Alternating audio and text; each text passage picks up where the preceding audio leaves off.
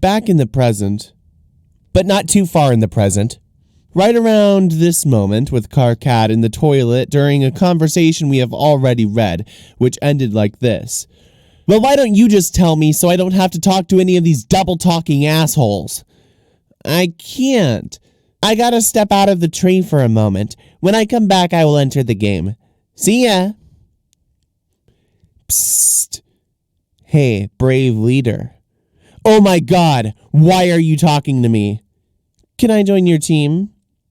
Yes, I'm glad you asked, because there is a wide open spot for the most vile backstabbing sociopath who ever lived. You really helped me out of a jam by stepping forward. Vile backstabbing sociopath? Karkat, did you copy and paste that phrase directly from your personal ad describing what you're looking for in a lady? Ha ha ha! More cagey cutesy bullshit. Like I'm not up to my lobe stem with that already, having to deal with Terezi. You both must have been insufferable when you were a team. Your opponents probably all just tried to commit suicide after a few minutes of putting up with your fangy grinned drivel. That's probably how it all went down when the shit hit the thresher. That's not a bad guess, but man, Karkat, you sure are giving me a hard time. I don't see how we're supposed to be becoming friends if you recoil from my olive branch like I'm twitching a mummified bovine phallus in your direction. Becoming friends? What the fuck? We will never be friends, moron! Not even hate friends? No! More like twitchy-eyed, projectile-vomiting and utter disgust friends while I perforate my bone bulge with a culling fork. Yes, I'll take it. Get lost! Anyway, I was just joking about wanting to be on your team. I'm already on the blue team. Oh! Oh, really?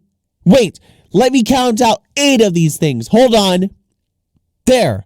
I am now an enormous tool forever. Yes. Aradia and I have an arrangement. We will be co-leaders. But really, I will be the leader. Shh. Don't tell anyone. What do you think, Karkat? Can you take on 2 dangerous ladies at once? Yawn. Come on. Aren't you a little nervous that I will oppose you? You should be. You're just a run-of-the-mill little fucked-up girl, a troll seeger a dozen. I'll be taking apart the blue team with brutal efficiency. You'll see.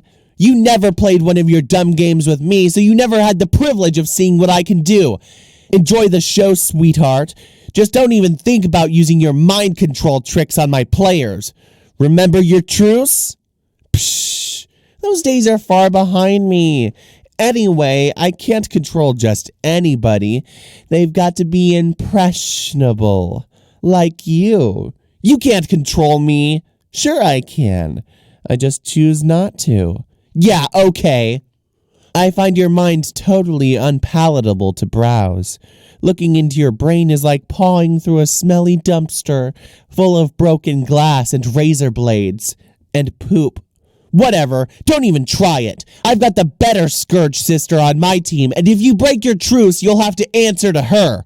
The funny thing is, she was always way better than you, even without any powers. Yeah, that's right. I know your whole story. You were always jealous she could manipulate people so well without resorting to cheap mind tricks. Ha ha! I can tell this burns you, and I can't even paw through your dumpster. Chalk it up as another infuriating victory for gutter blood over aristocracy. Nothing to say? Wow, speechless, I guess. You're probably crying right now. That would make my fucking day. Hey, look at me being the one who can talk shit at warp speed, then log off before you can reply. Bye, idiot. Oh, back so soon? Did your thumb slip on the button? I guess you can't get enough of me. You made me do that, and you know it. You ain't got nothing on me, and you can't prove shit. Anyway, Karkat, I just wanted to say, heart. Be the other, asshole. You're now the other. Oh God. You decide that we could probably stand to delay this guy's introduction a little longer. Why don't we see what someone else is up to? Anyone. Hurry. You switch to a vague teaser of the final unseen troll in the nick of time.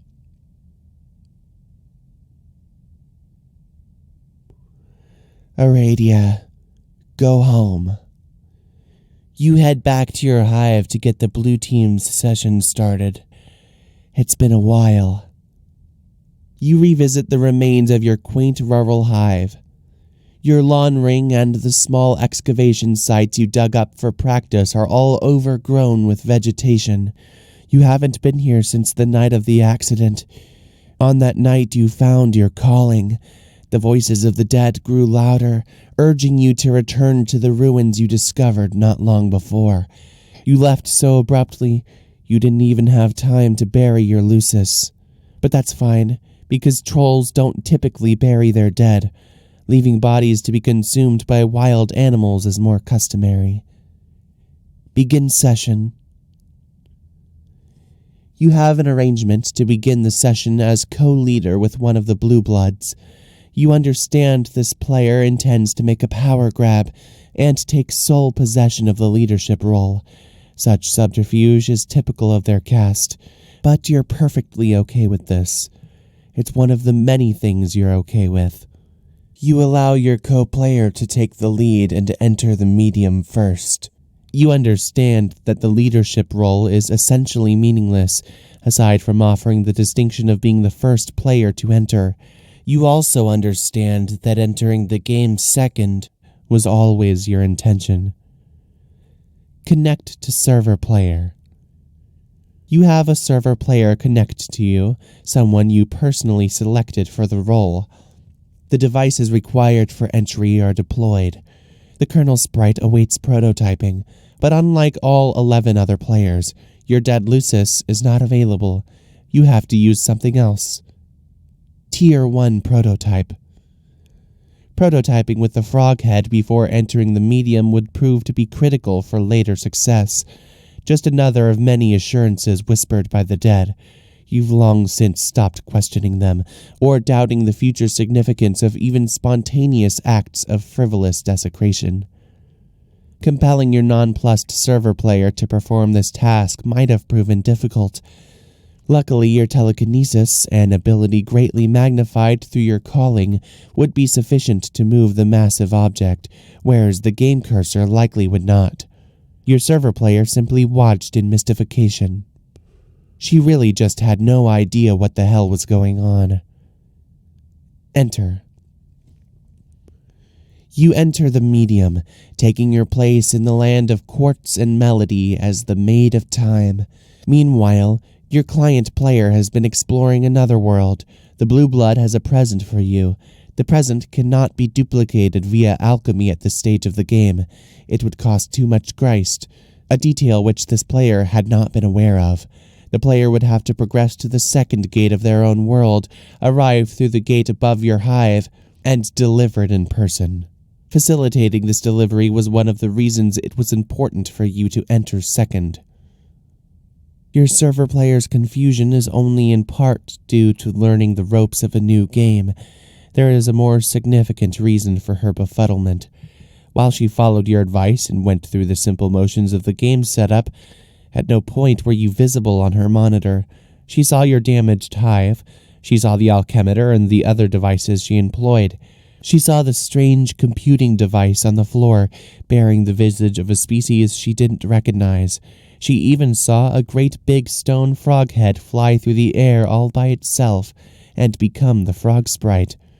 And though she would ask why, and you would always delay the answer, the fact remained. She couldn't see you. Tier 2 prototype.